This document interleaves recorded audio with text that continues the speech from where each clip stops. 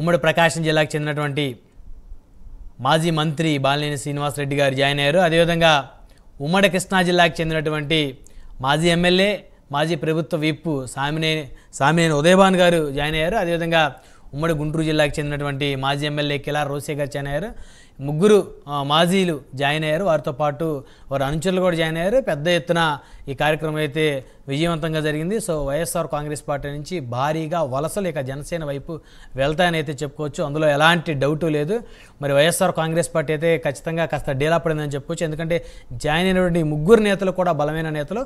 వారి నియోజకవర్గాల్లో ఖచ్చితంగా రీప్లేస్ చేయాలంటే చాలా కష్టమైనటువంటి పని అని చెప్పుకోవచ్చు. వైఎస్ఆర్సీపీకి అంత ఈజీ కాదని చెప్పుకోవచ్చు. ఎందుకంటే ఒంగోలు, అదేవిధంగా జగ్గేపేట, అదేవిధంగా ఏదైతే పొన్నూరు ఉందో మరి అక్కడ ఖచ్చితంగా వైఎస్ఆర్సీపీకి మరి అభ్యర్థులు మరి ఇన్ఛార్జీలను ఎవరు నియమిస్తారో ఏ మేరకు మరి అది జరుగుతుందో చూడాలి. అదేవిధంగా ఇక చూస్తే మరి పేరు నాని గారి అంశం, మాజీ మంత్రి మరి పెద్ద ఎత్తున పవన్ కళ్యాణ్ గారితో ఆయన ఢీ కొడతా ఉన్నటువంటి పరిస్థితి కనబడతా ఉంది. అంటే ఆయన ఢీ కొడితే ఆయన స్థాయికి నేను కూడా అదే స్థాయి నాయకుని అవుతాను అనేటువంటి ఉద్దేశంతో మరి ఆయన ఢీ కొడుతున్నారా ఏంటి అనేది అయితే అర్థం కావట్లేదు. వారి కుమారుడు పేరుని కిట్టు కూడా మరి వారు కూడా రోడ్డు మీదకి వచ్చి మరి వారు కూడా బాహాబాహి తలపడతా ఉన్నారు జనసేన నేతలతోటి. మరి జనసేన నేతలేమో మరి మమ్మల్ని కవ్వింపు చర్యలు చేస్తూ ఉన్నారు, పేరు నాని ఆయన కుమారుడు అంటున్నారు. మరి వారేమో ముందు మా ఇంటి మీదకు మరి ధర్నాకి నిరసనకు వచ్చారు, మరి దాడికి వచ్చారని చెప్పేసి వీరు చెప్తా ఉన్నారు.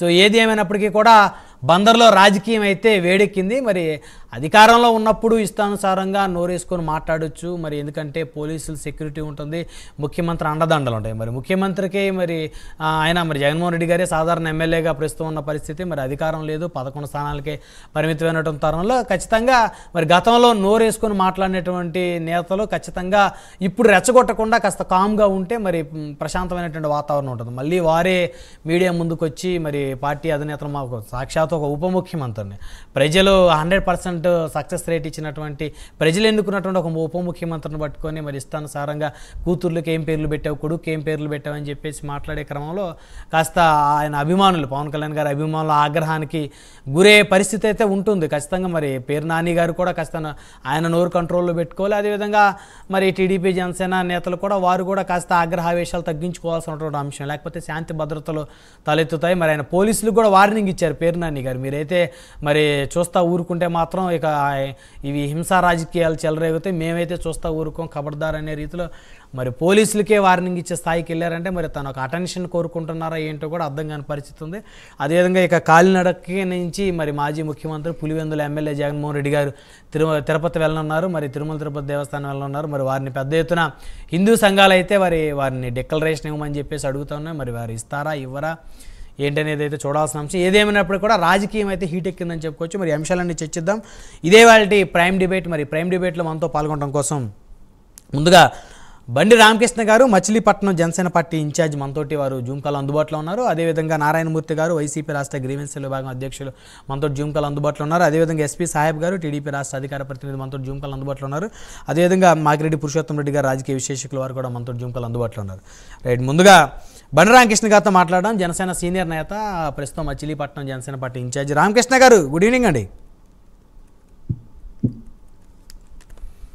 రామకృష్ణ గారు, నా వాయిస్ వినిపిస్తుందా మీకు? మీరు మ్యూట్లో ఉన్నారు సార్, ఒకసారి అన్మ్యూట్ చేయండి.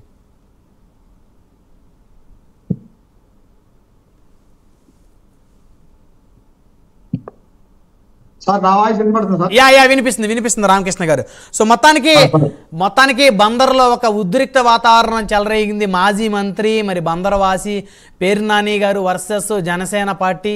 మరి మీరు కూడా ఇందాక మరి ధర్నాకి వెళ్ళారా లేకపోతే మరి వారి మీద దాడికి వెళ్ళారో అయితే తెలియదు, కానీ మరి మిమ్మల్ని కూడా ఇందాక పోలీసులు మరి అదుపులోకి తీసుకొని మళ్ళీ వదిలిపెట్టారని అనుకోవచ్చా?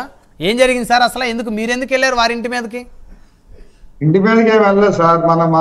నా కార్యకర్తలందరూ కూడా నిరసన తెలుపుతూ దారంట వెళ్తున్నారు రోడ్డు అంట. ఓకే, వాళ్ళ అబ్బాయి అక్కడ నిలబడి కవిచ్చి వాళ్ళని పిలిచాడు. ఓకే, పిలిచినప్పుడు కొద్దిగా డిస్కషన్ జరిగింది. ఓకే, చేతులు ఇవ్వడం చేశాడు. వాళ్ళ అబ్బాయి కిట్టు గారా? వాళ్ళ అబ్బాయి కిట్టు అండి. ఒక 50 మందిని అనుసరణ వేసుకుని మనవాళ్ళ మీదకి దాడి చేద్దాం చూశాడు. మనవాళ్ళు దానికి తగ్గట్టుగా మనవాళ్ళు కూడా మాట్లాడారు. అంతే తప్ప ఇంటి మీదకి వెళ్ళిందే లేదండి. కాకపోతే ఏంటంటే పేరు నాని గారు నిన్న ఇష్టానుసారంగా ఇప్పుడు లడ్డు కలిసినటువంటి ఆయిల్ గురించి నెయ్యి గురించి మాట్లాడారు. దాని గురించి మాట్లాడితే సరిపోదు, అట్లా ఎవరు మాట్లాడేదే లేదు. అలాంటిది వదిలేసి ఈయన భీమవరంలో బాప్టిస్ట్ తీసుకున్నాడని, లేకపోతే జర్మనీలో చర్చిలో మోకాలు దండ వేసాడని, అలా పిల్లలకి పేర్లు పెట్టుకున్నాడని రకరకాల విన్యాసాలుగా వ్యంగ్యంగా మాట్లాడటం వల్ల మా వాళ్ళందరికీ కూడా చాలా ఇబ్బంది పడ్డారు. దానికి తగ్గ సమాధానం చెప్పాలనే ఆలోచనతో నిరసన తెలుపుతూ వెళ్ళారండి. అదే అప్పట్లో జగన్మోహన్ రెడ్డి గారు అన్నారు కదా, మా వాళ్ళకి బీపీ వచ్చింది అందుకే టీడీపీ ఆఫీస్ మీద పోయాను. సో ఇప్పుడు అట్లానే అనుకోవచ్చా, మీ వాళ్ళందరికీ బీపీ వచ్చి ఆయన ఇంటి మీదకి వెళ్ళారా? ఇంటి మీదకి వెళ్ళలేదు సార్, అటు నిరసన చెప్తే వెళ్తుంటే ఇంటి మీదకి వెళ్ళే సాంప్రదాయం వాళ్ళకి ఎప్పుడు లేదండి. మాకు జనసేన పార్టీ నాయకులు, మా నాయకులు కూడా ఊరుకోరు. పవన్ కళ్యాణ్ గారు కూడా గౌరవించమన్నారు. ఆయన ఇప్పుడు కూడా ఇప్పుడు పేరు నాని పర్సనల్ విషయాలు ఏం మాట్లాడలా. ఈయన మీ పిల్లలకి ఏం పేరు పెట్టావు, వాళ్ళకేం పేరు పెట్టావు, నువ్వు మొన్న ఏ డ్రెస్ వేసుకున్నావు, కాళ్ళకి చెప్పులు వేసుకున్నావు, అనవసరమైన సబ్జెక్టులకి అది వెళ్ళిపోతాడు వ్యంగ్యంగా. ఇప్పుడు మమ్మల్ని కూడా చెంచా స్పూన్ అని మాట్లాడాడు. ఆయన చెంచానో వాళ్ళ అబ్బాయి చెంచానో లేదా ఆయన వెనకాల వచ్చిన చెంచానో మేము అనగలం. ఎందుకు గౌరవంగా మాట్లాడాలి, మేమే మాట్లాడతాం అంతే. కాదు, బండి రామకృష్ణ గారు అంటే ఇప్పటి వరకు చాలా సౌమ్యంగా శాంతియుతంగా చెప్పాలంటే గాంధీవాదంలో గాంధీ గారులా ఉంటారు. మరి మీరు ఆగ్రహిస్తే ఎట్లా రామకృష్ణ గారు? మేము ఎప్పుడు కూడా లేదు సార్, మేము ఎప్పుడు కూడా రాజకీయాల్లోకి వచ్చి సేవ చేద్దాం వచ్చాం. 5 ఏళ్ళ బట్టి చేతనాన్ని బట్టి సేవ చేసాం, ఎవరిని విమర్శించడం లేదు, ఇవాళ కూడా లేదు. కానీ నాని గారు రెచ్చిపోతున్నప్పుడు మేము మాట్లాడలేదు అనుకోండి, మా కార్యకర్తలు నాయకులు కూడా ఏంటి మనోడు కౌంటర్ వెళ్ళిపోతారు అనుకుంటారని ఆయన అన్న మాటలే అంటున్నాం. వేరే మాట ఒక మాట కూడా ఎక్స్ట్రా మాట్లాడుతున్నాం. ఆయన అనవసరంగా మమ్మల్ని మాట్లాడతాం. ఇందాక కూడా మళ్ళీ డిబేట్ లో ఎవరు చెంచాల స్పూన్లల్లా ఆయన అన్నాడు, చెంచాలు వేసుకొచ్చాడు, మేము ఊరుకుంటామా, మేము 500 మంది వచ్చాం, ఏంటి మాటలు? ఆయన ఒక నాయకుడు ఉండి ఒక 10 సంవత్సరాల అనుభవం ఉండి ఎలా మాట్లాడాలి? నేను అనవసరంగా మాట్లాడాను, పర్సనల్ విషయాలకు వెళ్ళకుండా ఉంటే పోయేదాన్ని. ఇప్పుడు ఎవరైనా పొరపాటు మాట్లాడు క్షమించే భావంతో మాట్లాడాలి. అవును, అలాంటి భావం ఆయన దగ్గర అక్కడ కనపడతారు. అది కాదు, అందరూ దాడికి వచ్చారు నా ఇంటి మీదకి, అధికారాన్ని అడ్డం పెట్టుకొని పోలీసులు అడ్డు పెట్టుకొని నా ఇంటి మీద దాడి చేయడానికి వచ్చారు. నేను తలుచుకుంటే ఇంకా నేను కూడా ఇక శాంతియుతంగా చూస్తూ ఊరుకునేది లేదు ఇది అన్నారు. నేను విన్నాను ఇందాక ప్రెస్ మీట్ లో పేరు నాని గారు. పిల్లిని కూడా బోన్లో పెట్టుకుంటారు, మనం ఊరుకుంటాము, కాలం నిర్ణయిస్తుంది. పిల్లిని ఎట్ట పడితే అట్లా మాట్లాడతాం ఆయనకి అలవాటు. అంతకుముందు ఎంపీ గారి మీద ఇష్టమైనసారిగా పేరు ఇష్టం ఆయన మీద దాడి చేపించి నేనే. అలాగే కొల్లు రవీంద్ర గారి మీద కేసు పెట్టి నేను 54 రోజులు లోనే ఇచ్చాడు. ఆయనకి సంబంధం లేని కేసు పెట్టి ఇవన్నీ ప్రజలందరూ చూస్తున్నారు. ప్రజలందరూ కూడా చూసి మా ఓటు రూపంలో బుద్ధి చెప్పారు రాష్ట్రం మొత్తానికి, వైసీపీ పార్టీకి. అని వాళ్ళకి తెలుసు. వాళ్ళకి సరి చేసుకుంటే ఇంకా ముందు పార్టీకి ముందుకు వెళ్తుంది. ఇలాగే మాట్లాడితే రాను వెనక్కి వెళ్తారు అంతే. కాదు, పిల్లిని కూడా గదిలో పెట్టి బంధించి కొడుతూ ఉంటే అది పులైపోద్ది అన్నారు. అంటే ఇక్కడ పిల్లి ఎవరు? ఆయన చెప్పిన మాటలు బట్టి ఆయనే. అంటే అంతకుముందు పులులు సింహాలు అన్నారు కదా, ఇప్పుడు ఆ మాట ఎందుకన్నారు ఆయన? ఎందుకంటే ఏంటంటే మేము ఇప్పుడు మాట్లాడుతుంది మాకు కోపం వచ్చి కాదు, ఆ రమ్మట్టి మాకు కోపం వచ్చింది అన్నట్టు మాట్లాడుతున్నాడు ఆయన వ్యంగ్యంగా. అదండి ఆయన చెప్పేది ఏం కాదు. ఏదైనా సరే అంటే మార్చుకోవాలండి. ఇప్పుడు ఇంత 151 ఓటింగ్ ఇచ్చిన మనకి ఈ రోజున 11 మంది ఎందుకు గెలిచాం, ఎక్కడ పొరపాటు చేసాం అని తెలుసుకుంటే అర్థం అవుతుంది. లేదు సమర్థించుకుంటే రోజు వెనక్కి వెళ్తారండి ఎవరైనా. కాదు, ఆయన ఈ పోలీసులకు కూడా ఇందాక హెచ్చరించారు కదా, మీరు జాగ్రత్తగా చూడండి. సీనియర్ గా పోలీసులను హెచ్చరిస్తారు, పవన్ కళ్యాణ్ గారిని హెచ్చరిస్తారు, చంద్రబాబు నాయుడు కూడా హెచ్చరిస్తారు. ఆయన నోరు ఉంది కదా, ఆ అలవాటు పడిపోయారు. ఇంకా ప్రభుత్వంలో లేకపోయినా నేను ఇంకా పవర్ లోనే ఉన్నట్టుగా మాట్లాడుతున్నాడు ఆయన.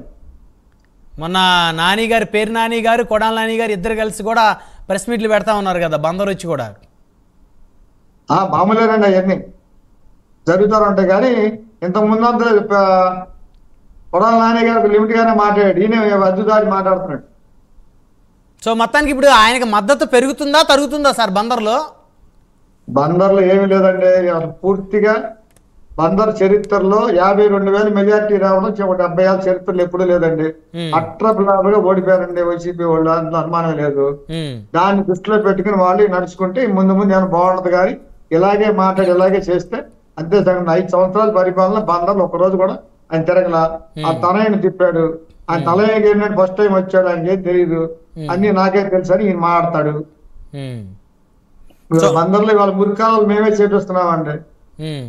కూటమి ప్రభుత్వం వచ్చాక దగ్గర 7 నెలల బట్టి 7,000 రూపాయలు దగ్గర ముందే ఇచ్చుకుంటూ వచ్చారు. అంటే నాని గారు మంత్రిగా ఉన్న హయాంలో బందర్ డెవలప్మెంట్ ఆయన ఏం చేయలేదా? ఏమీ లేదు అక్కడ అసలు. ఆయన ఎవరి సమస్యలే అడగలు తెలుసుకోవాలా, ఏమీ లేదు, పట్టించుకున్నది లేదు. కనీసం రోజు ఇడిసి రోజు నీళ్ళు ఇస్తారండి. అలా ఇచ్చాం 20 ఏళ్ళ మట్టి అదే పరిస్థితి బందర్లో. గంట అది రోజు ఇడిసి రోజు, నెలకు 15 రోజులు. ఆ సమస్య నీళ్లు అయిపోతున్న సంగతి తెలుసు కదా, ముందు నుంచి అన్ని రెడీ పెట్టుకోవాలి. అలాంటిది ఏం లేదు. ఈ డెవలప్మెంట్ మీద కానీ, లేకపోతే నీళ్ళు వాటర్ మీద కానీ, రోడ్ల మీద కానీ, అసలు హాస్పిటల్ పరిస్థితి కానీ ఇక్కడ బందర్లో ఏమీ పట్టించుకుందలేదు ఆయన. ఇది నిజం, అందరికీ తెలిసింది నిజమే. నేను బయట విమర్శించండి ఫస్ట్ నుంచి కూడా ఉన్నది చెప్తున్నా. మళ్ళీ వస్తాను రామకృష్ణ గారు. నారాయణమూర్తి గారు కాదు, నాని గారిని వదిలేరా ఏంటి మళ్ళీ పవన్ కళ్యాణ్ గారు